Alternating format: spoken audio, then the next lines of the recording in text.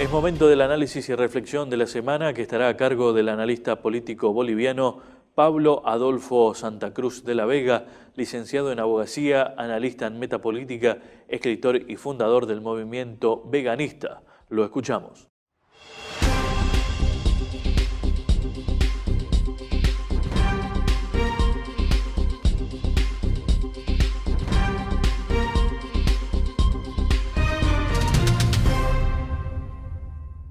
Democracia decadente y panorama electoral en Bolivia y Estados Unidos.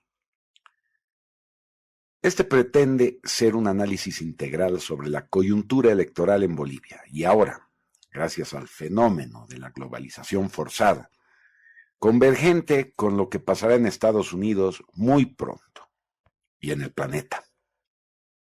El posicionamiento de estas fuerzas antagónicas tiene un mismo origen: un modelo democrático decadente y espurio.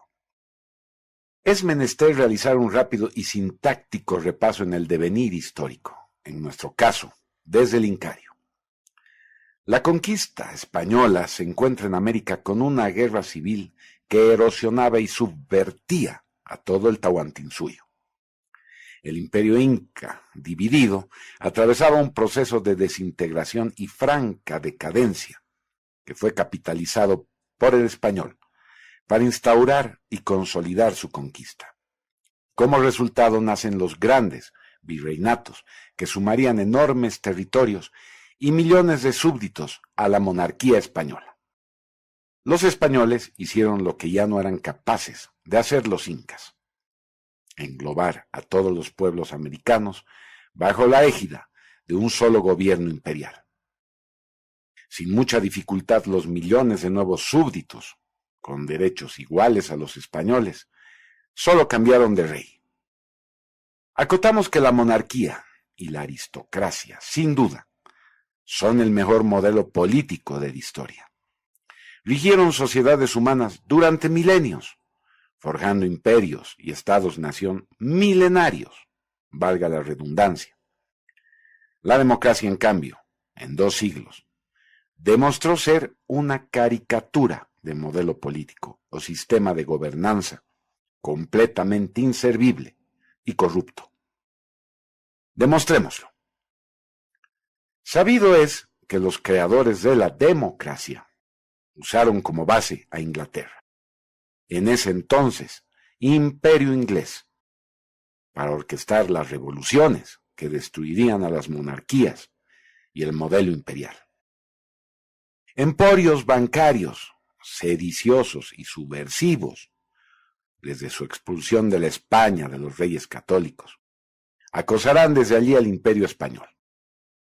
Los valores católicos, que eran un punto de encuentro entre Inglaterra, Francia y España, son subvertidos por el jacobinismo, con las nefastas revoluciones jacobinas, y ambas potencias asolarán al imperio español apoyando y financiando la secesión y la insurgencia hispanoamericana, cuyas filas fueron engrosadas por los mismos subversivos del marranismo masónico, desgajando el gran imperio español en una miriada de pequeñas republiquetas, que gracias a su sentir hispánico común subyacente, fueron convirtiéndose, para pesar de los subversivos y satánicos secesionistas, anticatólicos, en pequeñas pero potenciales naciones soberanas, también católicas, pese a que acabó imponiéndoseles el modelo de esa democracia decadente,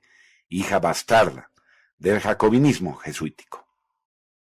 Había pues que destruir aquellos resabios del Estado-nación, las jóvenes repúblicas que surgían de la destrucción del otrora imperio donde no se ponía el sol.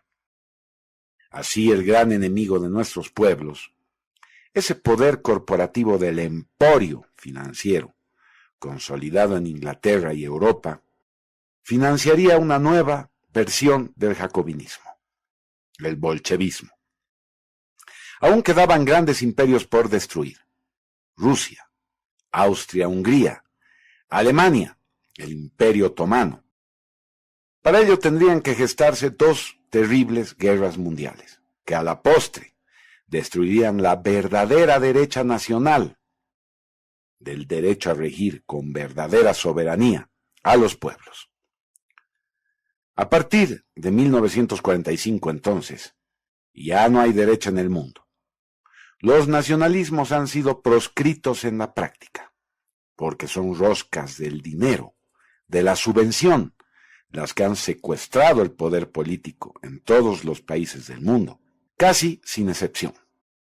Roscas que dependen de sus amos internacionales, sean de izquierda o la mal llamada derecha. Pues como ya vimos, después de la Segunda Guerra Mundial, dejó de existir sobre la superficie una verdadera derecha en el mundo.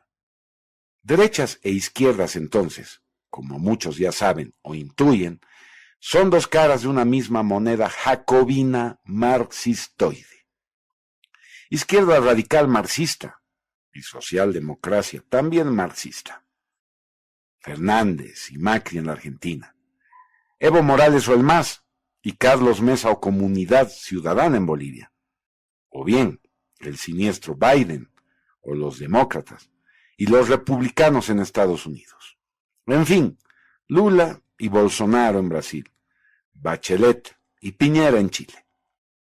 Repetimos, actualmente no hay verdadera derecha en el mundo.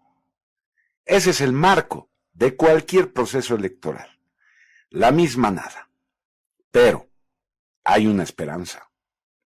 La gestación en la matriz de los valores ancestrales y espirituales de una tercera posición. Con la decadencia de la falange socialista boliviana, el encuadramiento de los estamentos militares al liberalismo político, la tercera posición, su germen, subyace tenuemente en los movimientos cívicos en Bolivia, el más fuerte en Santa Cruz, y siempre en el seno de la enorme comunidad espiritual católica. Últimamente germina también en los cada vez más numerosos grupos evangélicos. Es un civismo impregnado por eso mismo de valores cristianos y católicos en mayor o menor medida. Desde Santa Cruz comienza a irradiar a toda Bolivia la organización de comités cívicos y la posibilidad de una concepción cívica nacionalista. La pujanza empresarial e industrial de Santa Cruz como el mayor polo de desarrollo de la región. Ese empresariado ambicioso y pujante contrasta enormemente con la clase política pudiente a costa de la burocracia estatal. Diputados, senadores, zánganos, ganando igual o más que un empresario laburante y sacrificado. Los gobiernos militares algo bueno tuvieron. Nos han librado de más Cubas en Hispanoamérica y aunque permeables al liberalismo, las fuerzas armadas han sido satanizadas por las fuerzas de izquierda, cada vez con mayor subvención y recursos, y con la ayuda inestimable de las grandes corporaciones mediáticas que siempre las enaltecen y blanquean, capitalizan la mente colectiva, tornándola favorable a la ideología del dogma comunista marxista, dañando la imagen política de quienes estuvieron vinculados a aquellos dictadores de derecha. Es el caso del muy competente, inteligente y capaz expresidente de Bolivia, Jorge Tuto Quiroga, condenado al ostracismo político por el marxismo cultural campeante. El fraude electoral en Bolivia es una constante desde las elecciones de julio de 1956, cuando los milicianos comunistas destruyeron ánforas y a punta de pistola obligaron a los comunarios a votar por el partido de gobierno, la socialdemocracia de entonces, el MNR, en unas elecciones plagadas de vicio y todo tipo de actos fraudulentos que quitaron la victoria merecida y legítima en las urnas a Óscar Únzaga de la Vega y la Falange Socialista, dejando un órgano electoral vulnerable a la injerencia del gobierno de turno para manipular las elecciones. Consecuentemente, siempre hubo un aparato electivo diseñado para el fraude. De esta manera el MAS manipuló todas las elecciones habidas y por haber en sus 14 años de gobierno. La diferencia radica en que la última de ellas fue la única denunciada y sirvió de cuña para la emergencia de aquel poder cívico nacionalista que solo estaba esperando la aparición de un liderazgo fuerte y valeroso para manifestarse, y que finalmente provocó la caída del comunismo castrista en Bolivia, disfrazado bajo la bandera de las reivindicaciones del indigenismo originario y la justicia social. Con la renuncia de Yanine Áñez, la carrera electoral en Bolivia tiene 3 contendores. El masismo, que pese a sus actos fraudulentos y criminales, no fue inhabilitado y sigue en carrera con la complicidad del segundo contendor, la socialdemocracia, que aún con la renuncia de los demócratas, persiste con el Biden boliviano, Carlos Mesa y su comunidad ciudadana, y todos contra el emergente Frente Cívico de Creemos. No en vano fueron 14 años en el poder del masismo, tiempo suficiente para levantar una potencia mundial, y que los masistas solo atinaron a usar para copar los poderes de Estado, acaparar todo el aparato público, perseguir opositores y consolidar una red subversiva en el país, un ejército de maleantes dirigidos por agentes cubanos, venezolanos y nicaragüenses. Operan desde cientos de bases en Sencata y otras zonas de El Alto, Sacaba y El Chapar en Cochabamba, listos para provocar el caos y la sedición ante cualquier eventual resultado de las elecciones, que con las encuestas fraguadas de todos los medios en Bolivia, fuerzan el posicionamiento del MAS en un muy dudoso primer lugar, pues es más que dable que Creemos termina ganando legítimamente en las urnas el 18 de octubre y los de siempre deben evitarlo a toda costa. Esto porque la socialdemocracia de Carlos Mesa sigue siendo funcional al retorno del masismo y la implementación en Bolivia de la misma agenda sinárquica, quizás un poco más atenuada, tal vez la más dañina, la agenda de género, puesto que la sinarquía pretende destruir con ella a la célula de los Estados-nación, la familia, que es la simiente de todo movimiento cívico y nacionalista.